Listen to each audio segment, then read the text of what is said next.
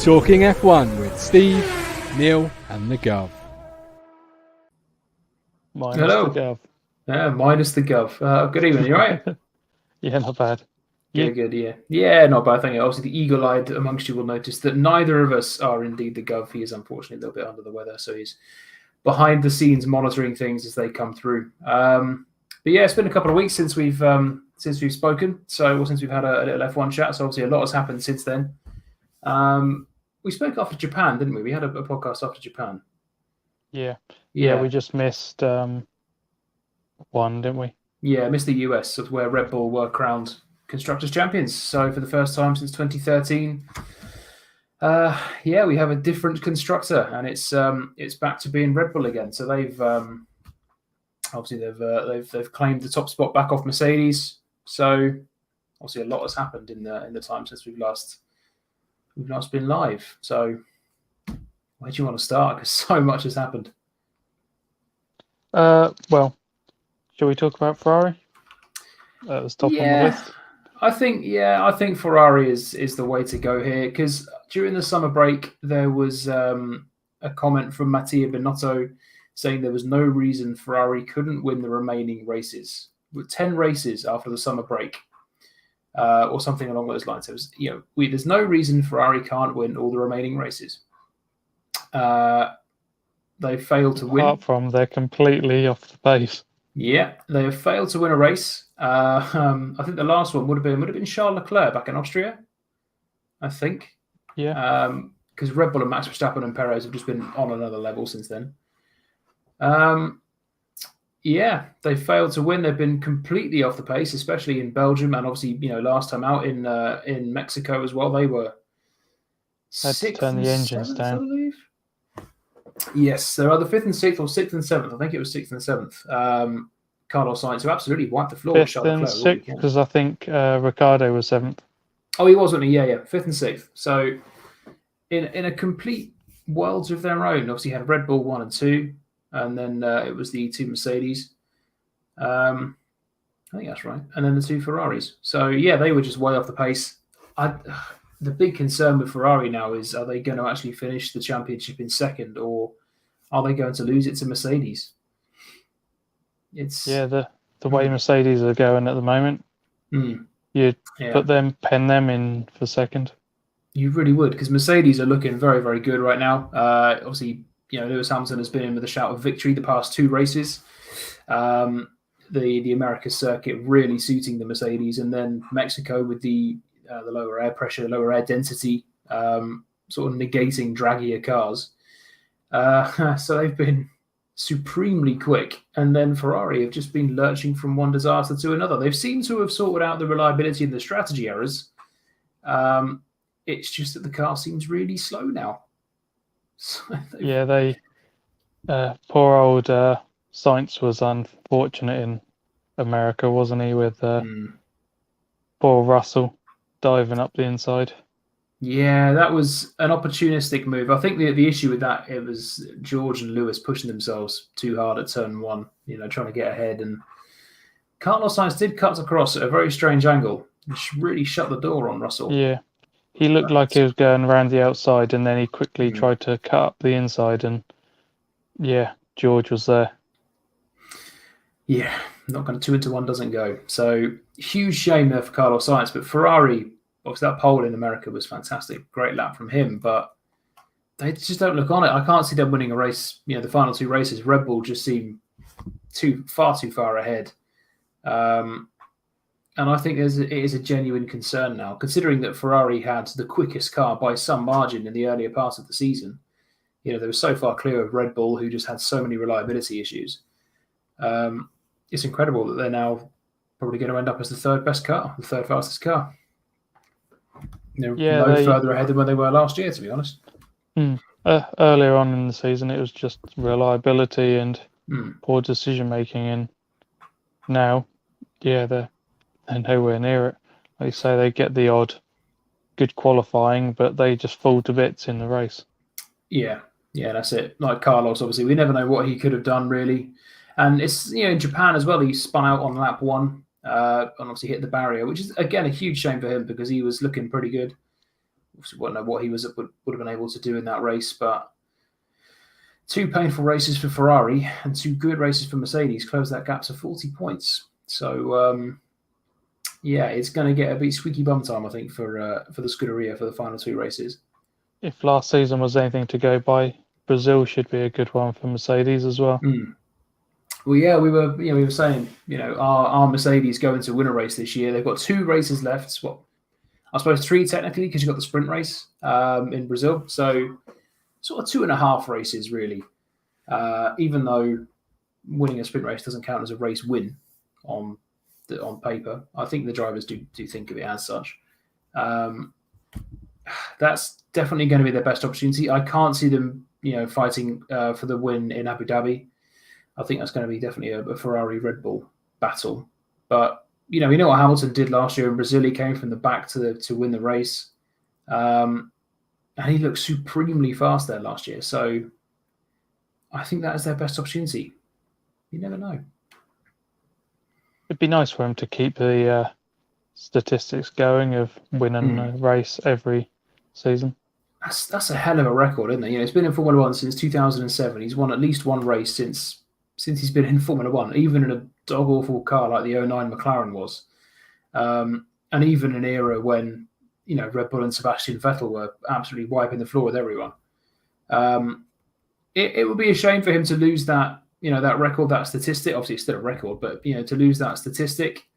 But I just think Red Bull are too quick, especially Verstappen. He is just on another level. Since that summer break, really, he has just been in his own formula. It's incredible. Like the dominance he had in Belgium and Hungary when he started quite a way down the grid as well. And no one has an answer to him. No, he's just been incredible this season. I know a lot of people are a little bit fed up with it, but you just got to congratulate Red Bull and him on what a great job they've done this season. Yeah.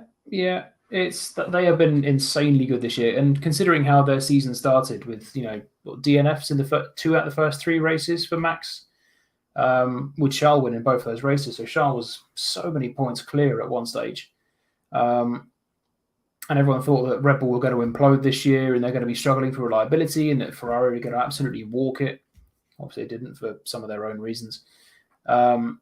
But Red Bull have just clicked, and they've been absolutely incredible. Perez has largely been on the tail of Verstappen, I think, for a majority of the season. There's been a couple of races where he's been quite a way off, but I think that's where Red Bull are really strong, because they've got 2 phenomenal drivers in that car who will drive the wheels off it and get the maximum points they need. So it's no wonder to see that they've dominated to such an insane amount, certainly in the last half of the season. Yeah, I would like to see Perez sort of give Max a bit more of a run for his money. You think when the Mercedes was dominant, it was between either Rosberg or Bottas who was really pushing Hamilton. I just don't see Perez quite. He's racking up the points, but he just doesn't push Max, does he? Max is just that much further ahead. He's got that little extra edge, isn't he? That little extra push. I think that's what I missed about the Hamilton-Rosberg days, was they were 2 drivers who would push each other. I mean, Bottas did. He had his moments. He would push Hamilton. His qualifying was his strong point, but he lacked a bit in racecraft. But I mean, actually, talking of Valtteri Bottas, fair play to him, in Mexico. Qualified ahead of Charles Leclerc in an Alfa Romeo, and it's not like that was a fluke, because he was considerably quick all weekend. A lot quicker than his teammate. And he deserved a good result after, I think, not scoring since Canada, I think, and having, reliability issues and bad luck and getting caught up in when Latifi spun in Belgium, he caught Bottas. So, yeah, fair play to Bottas. He had a great race in Mexico, and hopefully that'll sort of ignite a spark ready for the last 2 races of the year. Yeah, I know Alfa Romeo were a little bit. They were happy and disappointed all in one, because they're happy to get a point, but there could have been a lot more. Yeah, it's a sort of a what could have been, couldn't it? Actually, talking of Alfa Romeo, one thing we left off the talking points, they're not going to be Alfa Romeo for much longer, are they? No, they're going to be Audi. So the end of next year, the Alfa Romeo sponsorship ends. And then they've got 2024 and 2025 where they'll probably just race as Sauber. And then 2026, they're going to come in with an Audi works deal. Funded by Audi, but they'll keep the Ferrari engine and a little bit of whatever sponsorship was going on. Yeah, that's weird, isn't it? It's a bit like when they were, do you remember, was it 2010 when they were BMW Sauber Ferrari? After BMW pulled out and Peter Sauber bought the team back, they were still called BMW Sauber, but they were powered by Ferrari. Weird. So they're going to be like Audi Sauber, but with a Ferrari power unit. But yeah, 2026, we're going to see some German motoring in Formula One. Well, more German motoring apart from Mercedes. I'm quite excited to see this little project come to life, really. It's been a while since we've had a new team. Well, it's a new team. It feels like they're a new team, but they're obviously just sort of taking it over. I guess it will be just large amounts of financial backing for the Sauber team, which is something they lack in. Yeah, it could turn them from what they've always been, really, which is just sort of midfield players into, potentially race-winning and championship contending teams. I think they've always been a midfield team, Sauber, apart from that sort of brief stint in the early noughties when they were BMW, and they did get a race win with Kubica, and they were, fighting for that sort of P3, P4 in the championship. But apart from that, they've always been, fringes of the top 10, maybe P6 in the championship sort of thing. This could be a nice little boost for them, and I'm looking forward to seeing it. But what I really want is for them to bring Sebastian Vettel out of retirement, take Mick Schumacher on board. You got Team Germany. That'd be awesome. Yeah, I think Mick, it'll be disappointing him missing out next season. I think it's looking that way, isn't it? Yeah, there's obviously a lot of rumours still going around about who's it going to be. I don't know if since we've last done this, but Logan Sargent has got the Williams seat all wrapped up, well, basically all wrapped up if he can secure the license points for next year. I think it was fairly nailed on. It was never dead cert, but I think it's getting close. He just, if he doesn't have a DNF in the race and he's doing another test, I don't know if he's already done it, but he was due another test session. So that would rack him up, a good amount. And I say, but bar a DNF, it's his seat. So interested to see what he would do. I would rather they went for someone with a bit of race experience under their belts. But it's tapping into the American market, I suppose. Obviously, F1's getting bigger and bigger in America now, thanks to the Drive to Survive. They've got a few races over there now as well. Obviously, you've got an American team. Is it 3 next season? Yeah, you got Las Vegas, Miami, and COTA still. I'm not really looking forward to Las Vegas, to be honest. There's better circuits in America they could go to. I don't know. I'm looking forward to it. I think they'll put on a grand show, and we'll see. Yeah, that's what it's going to be, though, isn't it? It's going to be a show rather than. I want to see it for the race. Obviously, like Abu Dhabi, the show and the spectacle is fantastic. It looks beautiful, but the racing is naff. Pants. So, but you could say a little bit of that with Mexico. They need to do a few things. With that track. Yeah. But going back to Mick Schumacher, so if it's to be believed, then Nico Hülkenberg is apparently still in pole position for that seat. And I don't know, as much as I like Nico Hülkenberg, he's mid-30s now. I think his time is done in Formula One. Give Mick another year. It's the first year that Mick has been able to actually fight with other drivers properly, because the car last year was so awful. I think Mick deserves a better team, to be honest. Yeah, I'd love to see him go to Alpha. Yeah, the way they talk about him, if you're Max or on his level, you would accept you wrecking the car, but you're not, so you're not allowed to put an ounce of a scratch on it. No, but Steiner was saying apparently you expect, to prove you deserve to be in Formula One, you need to come in and start winning races or something. So he's in a Haas. You honestly can't expect him to win races in that car where it's competitive-ish some weekends, and then it's the worst car on the grid at others. And Nico Hülkenberg's not going to get much more out of that car than Mick is. No. I really can't see it. I'm yet to believe he's still got it. Yeah, he's still yet to show that star quality, isn't he? Really, where he just comes out of nowhere and you think, geez, like Sebastian Vettel did at Toro Rosso when he won that race, which was not a car that was capable of winning races. That was a midfield car towards the back of the grid. That Toro Rosso, like we've seen from other drivers in the past, like I say, Sebastian Vettel, even other drivers, Max Verstappen in the Toro Rosso, where they have that sort of star quality. We saw it in Daniel Ricciardo once upon a time. Obviously less so now, but there we go. We shall certainly see. Metal Jace comment, do you think McLaren will finish ahead of Alpine? So McLaren on 146, Alpine on 153. 2 races to go, plus obviously points for sprint race. What do you think, Neil? You're the McLaren fan? I believe that the last race was a one-off for Ricciardo. I don't think he's going to finish the season out at that sort of level. I think next weekend it'll just be back to, normal.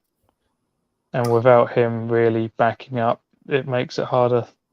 And how much longer can Alpine keep going with engine failures? They've got to finish some races. Well, surely they've got to finish the next 2. And as long as they finish, their car's looking really solid. So yeah, I think it's Alpine's. I reckon so. Sorry, Nick, as well. I've just seen your comment. Hello, welcome. Yeah, it's going to be tricky for McLaren. Obviously, Norris is still doing quite well. Ricciardo, that was an insane drive from him. Why couldn't he have been driving like that all season? Because that was amazing. Apart from punting Yuki Tsunoda out of the race, we'll brush over that. But that was an opportunistic. I think that was a little bit down to the strategy as well. Sticking him on softs, that was a brilliant move. I think that's what George wanted to do, and I think that's what they should have done. Yeah, because it obviously worked out very well for Danny Rick. He kept his points, kept his place. But yeah, I kind of get the feeling it was a bit of a one-off. Yeah, I guess Lewis wore his tyres out too much to do it, because I think he wanted to try that as well. But yeah, but what unfolded wasn't that.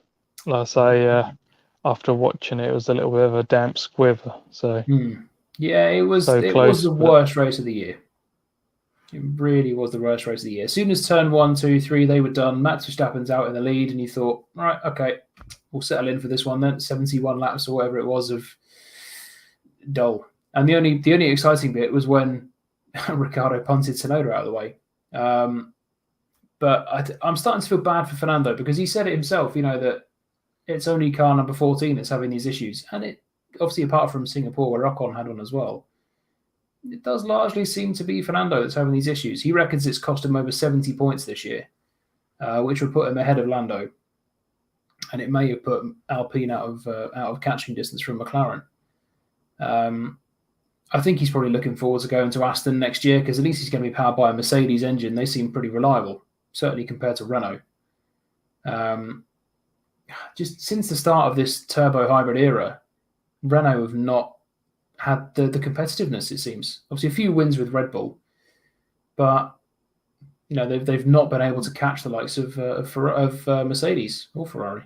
I'd say this season their engine's been able to power the cars quickly down the straights. I think they've gained a lot in that area, but as far as reliability goes, I'm not sure they have any of that.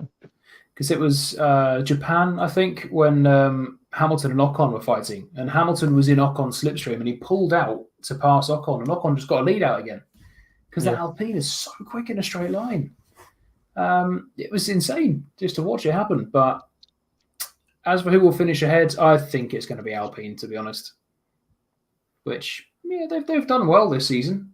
I would have maybe expected them to be fighting for more podiums, but Red Bull have just been on another level, as were Ferrari at the start of the year. The only other person to get a podium is Lando still, isn't it? Who wasn't driving for one of the first 3 teams. What is the Bottas effect? You'll have to bring me up to speed on that one, because I'm not too sure. But yeah, there we go. This time winning. Well, I don't know. But yeah, there we go. So it's going to be a close one. I think the only thing that's guaranteed with this championship fight right now is Red Bull are going to be champion or are champions, and Williams are going to finish last. I think they're pretty much the only confirmed things, which hurts me because, yeah, he's with Romeo. I did wonder you when you're talking about there, Gov.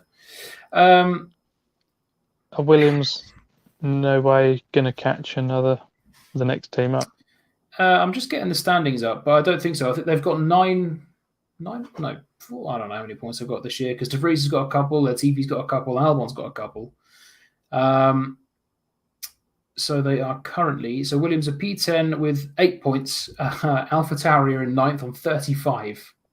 So no, I think P10 is pretty much secure. Exactly. Skoda have more of an F1 chance, and they don't even race in Formula One. So it's so painful because, I honestly thought with these regulation changes and getting a head start on the car, plus the extra investment from the new owners, honestly thought Williams could have been fighting for regular points this year. And I don't think the car is as bad as it looks. I think Latifi is having that effect because Albon has been driving the wheels off that car and De Vries got points in Monza. So it's not a terrible car, but it's just it's a bit of diva, it seems. Some weekends it's really on it, and other weekends it's miles off the pace. And they need to address that for next year if they actually want to fight for points regularly. But we'll see. You mentioned the Mexico Grand Prix being extended on the calendar. Yeah, that's signed a new deal until 2025. I really hope. The atmosphere is fantastic. Obviously people are all dressing up. It's a sort of Day of the Dead thing, isn't it? So obviously all these people are dressing up. They've got Sergio Perez fighting for podiums, which is awesome. Little old Daddy Perez as well, absolutely losing his mind every time. He's fantastic. But I just really hope that the next few races with there are more exciting than this year's. A closer field would be nice. A couple of track layout changes, maybe. WTF1 did a video on it I watched the other day. And there's some good points in there about getting rid of the stadium section effectively. Keeping that bit so you come into the stadium section, but rather than having those sort of tight little twisty corners in the middle, have a straight line so it goes back out again. Yeah. And obviously we'll keep the cars closer together, which is... I think I saw that one as well. There was where Ricardo had his incident, they mentioned making that more of a sweep rather than... Yeah, it just seems there's too many things in that lap to really... there's too many things in that lap that break it up, that sort of ruin what could be a potential overtake. I'm looking forward to seeing it, seeing the races there for the next few years because the atmosphere is fantastic. Probably one of the best ones on the calendar. Certainly with Sergio right at the front as well. But they just need better races. But we'll see. As you say, the podium's normally brilliant there, like in that stadium area. It's really good. Yeah, it's quite cheesy when they all come up through the podium itself on the little platforms. I did quite enjoy that cheesiness though. Max Verstappen sitting on his car as it's coming up through the thing. I just remember Kimi back in the day when they had the DJ booth and he's just there enjoying himself. He had not got any time for that DJ music. He's having a drink. He's fine. Yeah. Actually, talking of Max Verstappen coming up through the thing, him and Red Bull were boycotting Sky Sports this weekend due to some choice comments from Ted Kravitz, which no doubt everyone would have heard of or seen. He pissed off a lot of the Red Bull fans and a lot of the Max fans by saying on his notebook that Hamilton was robbed in Abu Dhabi. And see, a lot of people got annoyed by that one.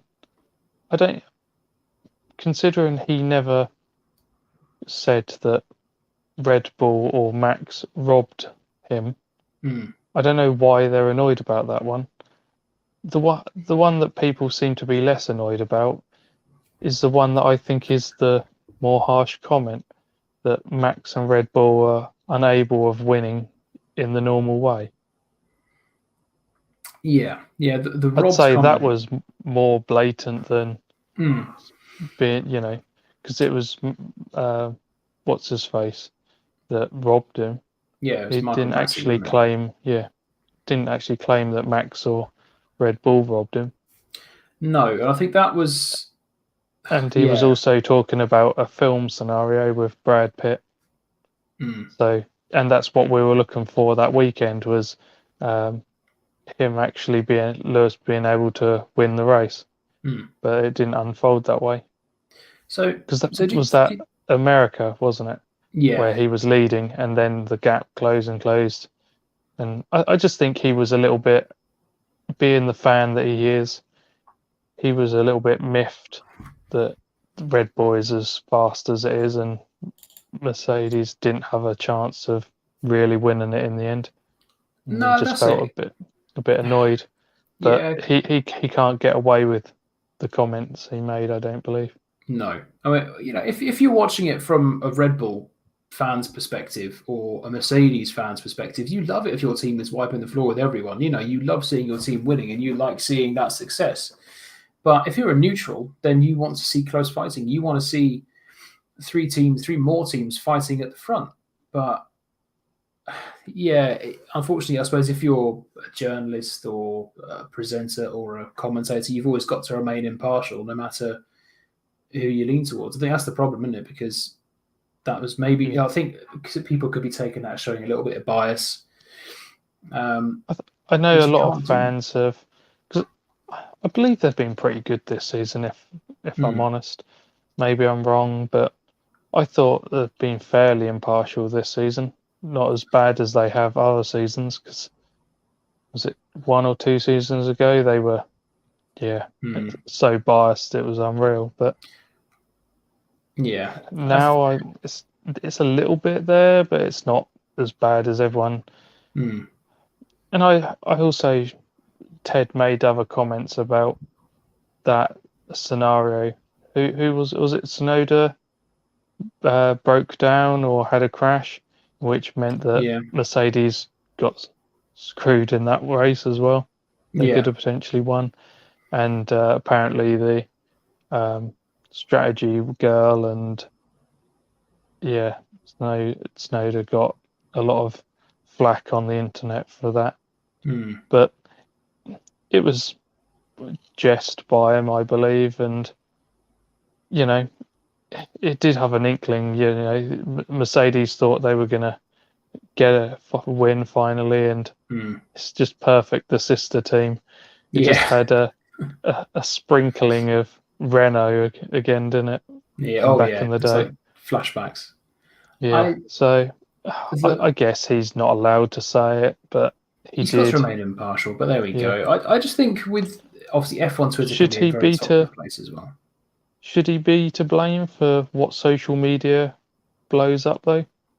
No, social media takes it way out of proportion. I think F1 Twitter is an extremely toxic place. The amount of stuff you see every post from either the F1 account, be it about Hamilton or Verstappen, you always have fans of the opposing driver on there having a go. If Red Bull posts something, everyone's on their backs. If Mercedes posts something, I think there's a few teams that can post whatever they want and no one gets on their case. And Williams, that's the nice thing about following a Williams fan. Everything is really nice and impartial. Hey, we finished P10 and everyone loves it. That's it. But it is such a dodgy place. It's very volatile, F1 social media. And no matter what is said, everything is going to be taken and blown up 1,000 times worse. Just because it can. And I think F1 loves a bit of drama. Drive to Survive has not helped with that at all. Just creating drama out of nothing. Was there just for something? I'm sure there was some talk that when Lewis wasn't communicating with anyone, that we weren't sure fully if he was coming back, and wasn't there something that there were things he said he wasn't going to do. Basically, the FIA said, no, you're contracted to do this, that, and the other. You'll have to do it. So surely Max and Red Bull are contracted and they'll have to do X, Y, and Z. I don't know sort of what it covers though. If with like the social media or the Sky boycott, I don't know if they're contracted that they have to speak to the media. They said it was only for that weekend. Well, no, Christian Horner said it was indefinite, but I heard it was just for that weekend. I don't know what it's going to achieve, to be honest. But they've got 18 other drivers they can talk to if they can't talk to Sergio Perez and Max Verstappen. I know social media is under the belief that Sky Sports is the worst of all the coverage. It is the most biased towards the British drivers. And this will force the hand of changing who gets the main coverage. There is so much hate for him. I can't believe how much I've seen, and there's calling for Brundle's past it. He needs to move on. Ted should be sacked. The rest are no good. The crap I've heard. I like the presenters. Obviously Sky. Obviously, it's a bit questionable, and obviously it's behind a paywall, really, isn't it? So it was better when it was on. ITV was dodgy because it had commercial breaks midway through a race, but BBC was good. Channel 4 it was good. I remember years ago on the BBC with the likes of Coulthard, Jake Humphrey, Eddie Jordan for some reason. I'd say Eddie was my least favourite. He used to wind me up. But DC is on Channel 4. DC's on 4. I've watched a little bit of that. It's quite good coverage. Yeah. I've got the feeling that when I don't watch the Sky, I'm watching the suboptimal version.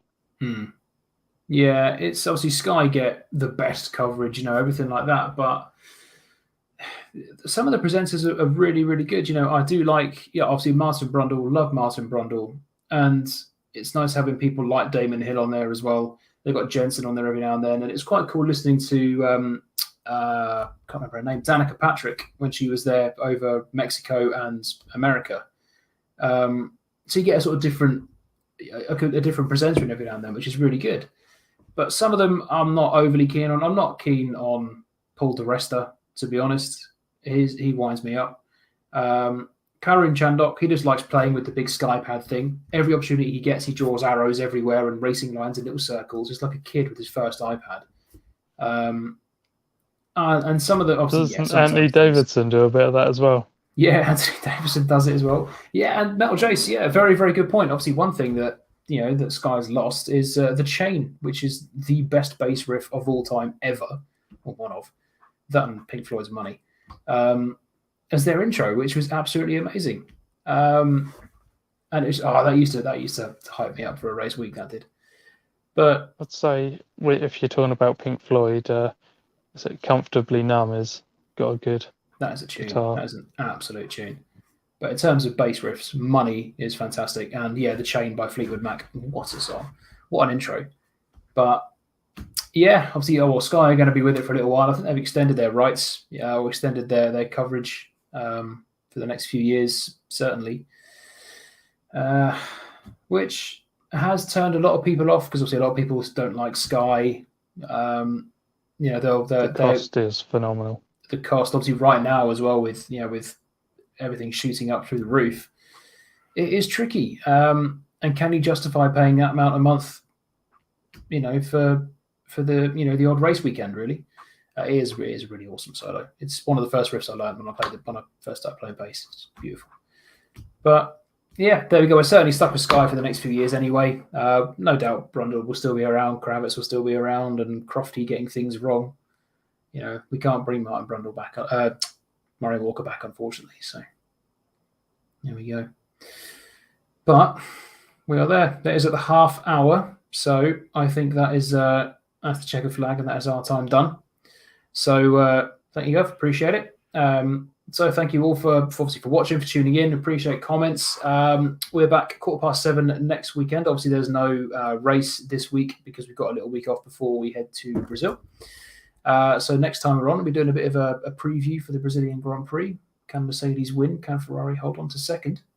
So you can join us at 7:15 next week, and we'll see you there.